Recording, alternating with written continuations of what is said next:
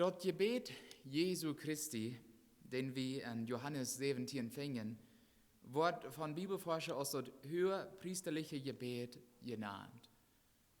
Nun ein paar Mal im Bubenstuf hat Jesus das Gebet zu seinem Vater gebet, als er nun im Garten Gethsemane rüberging. Im ersten Teil vom Gebet bet Jesus für sich selbst. Er hat hauptsächlich für zwei persönliche Anliegen gebet. Jesus bet halb, den Vaters Willen zu tun, damit erstens er seinen Vater verherrlichen kann. Er will unbedingt seinen Vater seinen Willen tun. Und zweitens, damit die Menschheit dort ewig Leben haben kann. Er weiß, wenn er Gottes Willen oder sein Vater seinen Willen nicht tut, dann würden wir als Menschen dort ewig Leben nicht kriegen können. Dann würden wir, wenn er noch einmal in unsere Sünden versklavt sein, dann würden wir bloß den ewigen Tod für uns haben. Und dann im zweiten Teil vom Gebet bet Jesus für seine Jünger. Erstens bet er für seine 11 Jünger. Er hat 3 Anliegen für Gott gebracht. Er bet, dass seine Freude an ihm bleiben wird, nur seine Himmelfahrt. Jesus versagt, auch seine Jünger dort bitte bringen, dass obwohl sein Aufscheid an ihr sehr schwer sein wird, würden sie sich sehr lauter darüber freuen. Wenn sie wüssten, dass Jesus war der Tränen im Himmel vor, nun haben sie einen Vermittler zwischen Erd und Gott, und die haben nun den Heiligen Geist an. Zweitens bet Jesus, dass Gott an vom Weisen bewahren wird. Die Jünger mussten auf dieser Welt bleiben, aber sie sollen nicht von dieser Welt sein. Und solange sie nicht von der Welt wären, wird die Welt an hassen. Und uns geht das Krieg so, manchmal machen wir viele Dinge durch, bloß wie Jesus leib haben. Und Jesus sagt, so macht das. Und wir wollen in der zweiten Stunde von 1. Marius Meier darüber hören. Und aber trotzdem blieb wir mutig für Jesus, wie es Jesus für den jährlichen Schutz und Bewahrung seiner Nachfolger gebet hat. So wenn uns das schwer geht, vielleicht sagen wir bei der Arbeit oder vielleicht sind die jüngeren Menschen an der Schule, was immer, und wir wollen verfolgt, wie es wir Jesus lieb haben. Menschen spußen über uns vielleicht, dort wir nicht kommen oder dort wir vom Herzen Gott lieb haben. Dann werden wir bloß darüber denken, dass Jesus hat für uns gebet. Und wie es heute für uns gebet hat, weit wir, dort wir uitholen können und dort er uns helfen wird, die schweren Zeiten durchzukommen. Und drittens bet Jesus, dass Gott seine Jünger durch seine Wahrheit und Geist heilen wird. Ganz apart heilen wird. Und mit Gottes Kraft fallen. Und Johannes 17, Vers 50 fängt Jesus an, für all seine Jünger zu beten. Nicht mehr bloß für seine 11 Jünger. Er sagt, Vers 20, ich freue nicht bloß für diese, aber auch für die, die durch ihr Wort an mich bleiben wollen. Für wen hat Jesus hier gebetet? Für all die, die durch ihr Wort an Jesus glauben würden. Jeder einzelne Mensch, der jemals durch das Evangelium an Jesus glauben wird. Liebe Geschwister, das lädt uns auch an. Jesus Christus, Gottes Sohn, hat an uns gedacht, er vorgenommen wird. Der betet für uns. Und dort gibt 2 Hauptanliegen, die Jesus für uns und für alle Kinder Gottes gebet hat. Er hat sein Gebet schließen deit. Und wenn wir daran denken, dass das Gebet, das höherpriesterliche Gebet hat. Da meint so viel, dass Jesus Christus uns hoher Priester ist, nicht? Kriegst du, dass die Israeliten damals hoher Priester wurden, als Jesus Christus der hohe Priester für uns. Und deswegen betet er für uns, der ist uns Vermittler.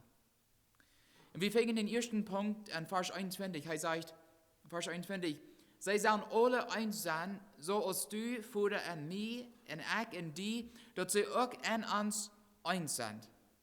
So dass die Welt dort glaubt, dass du mich geschenkt hast. Ein von den schwansten biblischen Wahrheiten für uns als Kinder Gottes zu verstehen, ist die Lehre von der Dreieinigkeit Gottes. Für uns ist das bloß unbegreiflich, dort völlig zu verstehen. Was das meint, dass Gott, der Vater, Sohn und Heilige Geist 3 verschiedene Personen sind, sagt Gottes Wort, und über ein Gott sind. Wir können bloß nicht begreifen, was das meint. Aber vielleicht ein Tag wird Gott uns dort krieg wiesen, wo das schafft. Und Gott, seine Kinder, kann kein besseres Bild für Einheit finden, um die Einheit zu beschreiben, die uns als Kinder Gottes sein soll, als die Einheit Gottes. Wir sollen eins sein. Wir sollen ein Körper sein, nicht? Paulus sagt, wir sind verschiedene Glieder, wir haben verschiedene Dinge, die wir für Jesus tun können und tun sollen, und über soll wir alle eins sein. In Christus. Wir sind Part von seinem Körper. Das ist in Down von welchen Rass, welche Sprache oder welche Kultur wir kommen. Wir sollen eins sein. Als Kinder Gottes. Eins. Wo weltliche Menschen versuchen wollen, sich zu vereinigen, in weltliche Länder, wird immer noch Krieg in Aru folgen. Aber nicht so mit Gottes Volk. Gottes Volk soll anders sein. Wir sind eins, wenn wir alle an Jesu Christi geboren sind. Wir sind Familien geboren. Wir sind mit den Heiligen Geist gefällt. Wir sind eins. Wo kann Kinder Gottes mehr einig werden? Was glaubt ihr?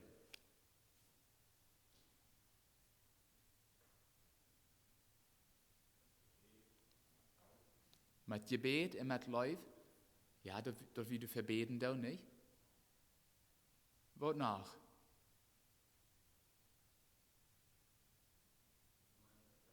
Ja, das ist eine sehr gute Gedanke. Gemeinschaft habt ihr haben. Was nach?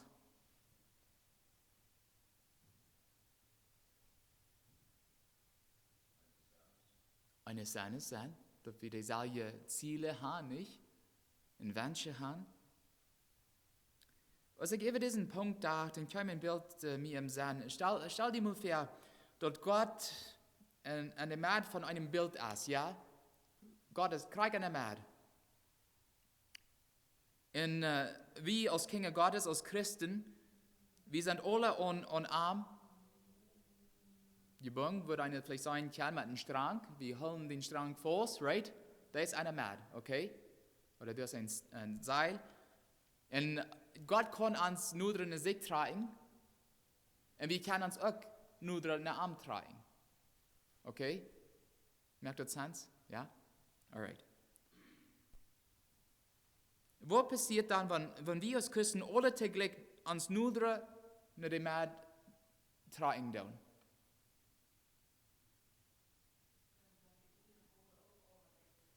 Dann sind wir alle dicht wie, nicht?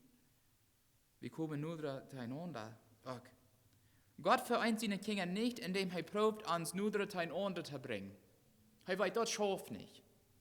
Wir sind so verschieden, wir denken verschieden, wir haben verschiedene Meinungen und alles. Das ist nur ein Weg, wo wir mehr einig als Gott sein Volk werden können. Und das ist ein Arm. Wir sollen ein Arm sein, sagt Jesus Christus. Wir sollen ein Volk sein, ein Arm. So wenn wir ans nur in Gott kommen, und wenn wir Gott luden, ans nur in sich tragen, dann wollen wir mehr vereint. Bloß dann. Und die größte Macht, die ans nur in Gott in andere trägt, ist ans Leib zu Gott. Je mehr wie Gott Leib hat, je mehr was wir an ans Leib zu seinen Kindern. So schafft dort. Und Gott seine Leib zu uns vereint uns auch. Wir lesen in Vers 23, Jesus bet, ich en an und du en mir, dass sie ganz eins sind, dass die Welt durch uns sein kann, dass du mir geschickt hast und uns so gut bist, als du mir gut bist. Wow. Gott hat uns kriegst du Leib, als er Jesus Leib hat. Luther eben sagt, damit sie vollkommen eins seien und die Welt erkenne, dass du mich gesandt hast und sie liebst, wie du mich liebst. Die Welt soll weiten, liebe Geschwister, dass Gott ans Leib hat, so dass Gott Jesus Leib hat. Und so dass Jesus ihnen Vater Leib hat. Und Jesus sagt in Johannes 15, Vers 9, so wir lesen kurz aus Johannes 17, nu lese ich aus Johannes 15, Vers 9, so als Gott mir Gott ist, so sie ich jünd auch Gott. Lut jünd von mir Gott sein, und lebt du nu. Wo kann wir Gottes Liebe zu den Menschen wiesen? Durch eins live teinander oder füreinander. Jesus sagt Johannes 13, noch ein paar Verse 3 oder Kapitel 3.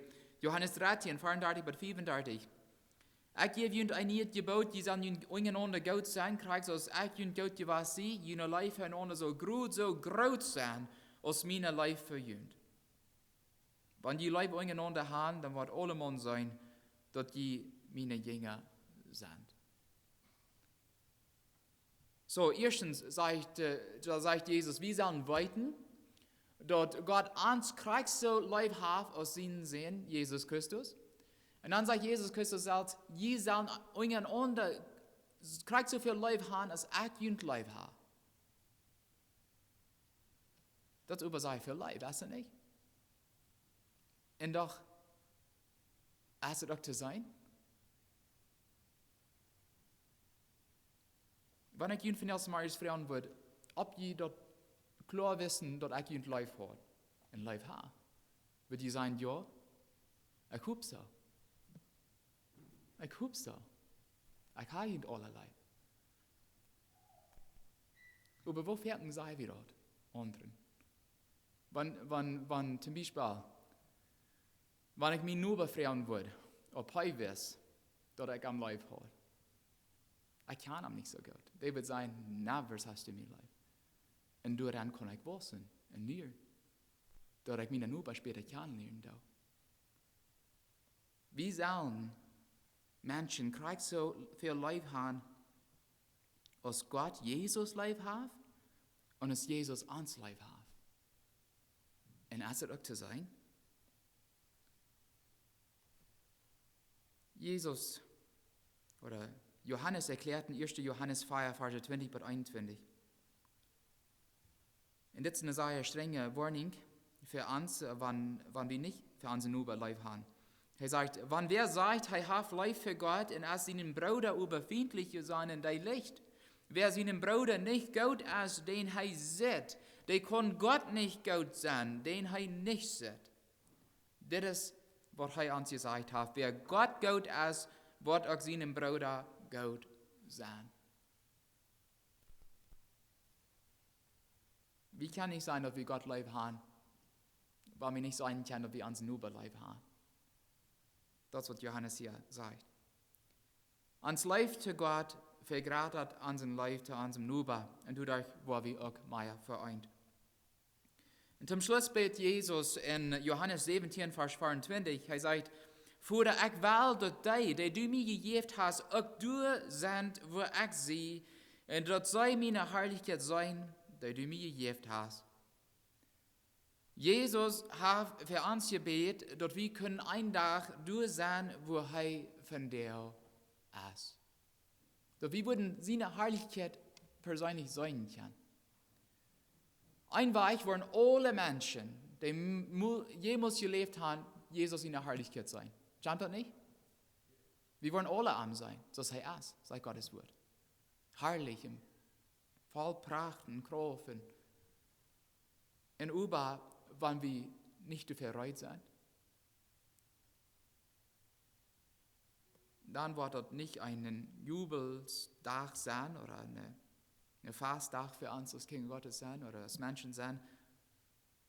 Dann wollen wir bloß gründlich Angst haben, vor Jesus in den rechten Stuhl zu kommen. Im vierten Teil nun Jesus in der Apostelgeschichte fuhr er Tränen Himmel, seinen Platz bei Gott zur rechten Hand wahrzunehmen. Und das ist, was Stephanus vor seinem Tod sah. Apostelgeschichte 7, Vers 56. Die Menschen, die steigen an. Und dann sagt Gottes Wort über Stephanus voll vom Heiligen Geist. Er guckt nach zum Himmel und sagt, Gott seine Herrlichkeit und Jesus bei Gott zur rechten Hand stehen. Amen. Und dann sagt Stephanus, kijk, ich sei den Himmel op en den Menschen sehen, wie Gott reich durch uns steht. Das wird ein Wasser von seiner letzten wird. Und während Jesus in Dienst wollen zwei von seinen Jüngern und Jesus in der rechten Seite und der linken Seite saßen, wer wären die?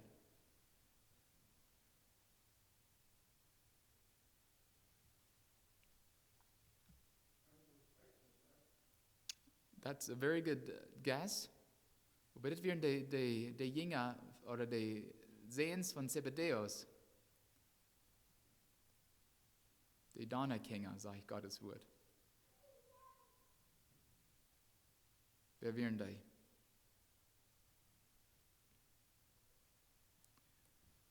Ja, Johannes und Jakobus. Die zwei Brüder, die wollen haben, die wissen, dass Jesus, der König über alle Königs ist.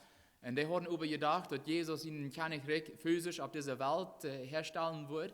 Und dann wollen diese beiden diese ihren Plätze haben. Und Jesus ihn erreichte, in linker Seite zu setzen.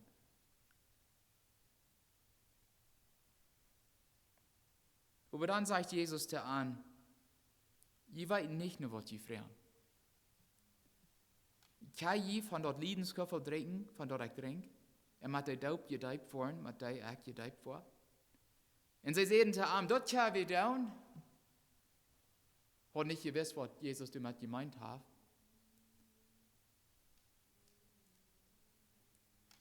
Jesus will haben, dass seine Jünger weiten sollen, dass er verlangen, dass sie ihren Plätze zu haben, gefährlich wird.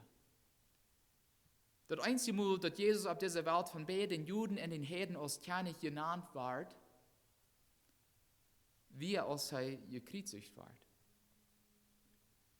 Und wie er dann auf seine rechte und linke Seite zu finden. Die zwei Räber. Das wären die ihren Plätze, wie Jesus ihn sieht. Auf dieser Welt. Matthäus 27, 38 sagt, du werden auch zwei Räber mit ihm zugleich gekreuzigt, einer an der rechten Seite und einer an der linken. Als Jünger Jesu können wir uns darauf verlassen, dass Christ zu bleiben nicht einmal leicht ist. Jesus sagt seine Jünger in Matthäus 24, Vers 9 bis 13, und dann wollen sie jünd an das Elend steiten und jünd Tod merken. Und wie sie jünd Termine nehmen bekannt, wollen jünd alle Völker nicht lieben kann. Und dann wollen sich viele euren und sich untereinander verruden und sich untereinander nicht lieben kann. Und du wollen viel falsche Propheten abstehen und viele verleiden. Und wie es die Gottlosigkeit wird überhand nehmen, wird der Leib bei vielen Menschen kalt worden.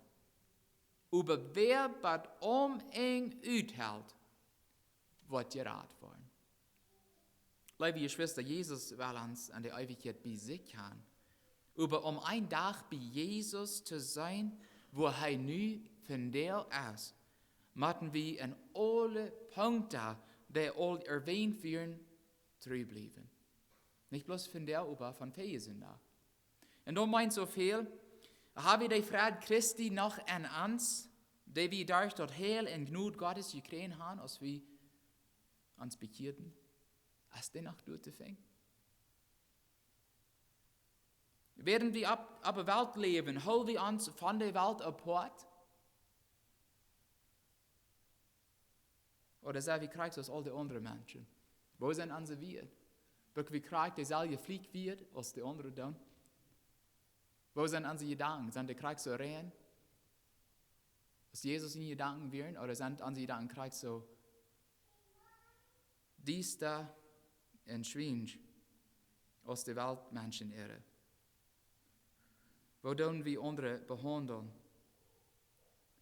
Jesus will haben, dass unser Leben so heilig und aufrichtig sein. So ein Leben, liebe Geschwister, ist allmählich zu haben, ohne dass wir uns zuerst völlig den Willen Gottes geben. Und dann den Jesus Gottes gehorsam folgen. während er uns in alle Wahrheit lehrt. Leben wir, liebe Geschwister, mit dem Volk Gottes in Harmonie. Was meint das Wort Harmonie? Einigkeit, sei er Fan. Einigkeit. Harmonie. Wenn einer die scheine Musik leider hört, du kannst verschiedene Instrumente sein. Und die Instrumente, die können auch verschiedene Noten spielen. Aber wenn du Harmonie hast, obwohl die verschieden sind, hört sich dort bloß grülich schmack. Lebe in Harmonie als Kinder Gottes. Eint, so ist Gott hat handeln will, mit dem Wunsch, dass uns Life zu Gott in den Menschen wohnen soll. Oder fehlt du Wort? Wenn diese Dinge in unserem Leben fehlen, liebe Geschwister, dann können wir uns wirklich darauf verlassen, dass wir einen Tag wollen durch sein, wo Jesus ist. Dass wir mit großer Freude Jesus in der Herrlichkeit ankicken wollen. Uns Herr und Heiland Jesus Christus hat alles für uns zu tun. Nicht ein Ding ausgelassen, sodass wir mit ihm für alle Ewigkeit können sein.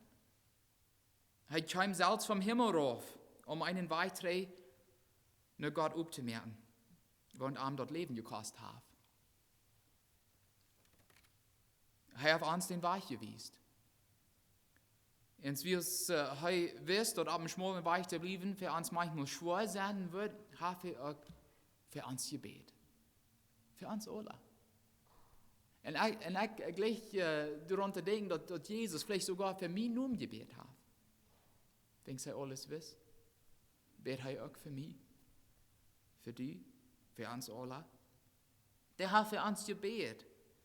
Für seine Jünger gebet, aber auch für uns. All die durch ihr Wort an Jesus glauben wurden. Er bet für uns. Für all die Anliegen, die von dir erwähnt werden, uns zu helfen, die Welt und die Dinge dieser Welt zu überstehen. All die Versicherungen, die uns entgegenkommen, zu überstehen. Dort wir würden können ein Tag durch sein, wo er ist. Weil wir aus seinem Gebet nie Mut fühlten. Und Gott dich blieben, du mit wie auf dem schmalen Weg blieben kann, ganz bad eng. Wenn Gott uns nach Hause raubt oder für uns trägt. Amen.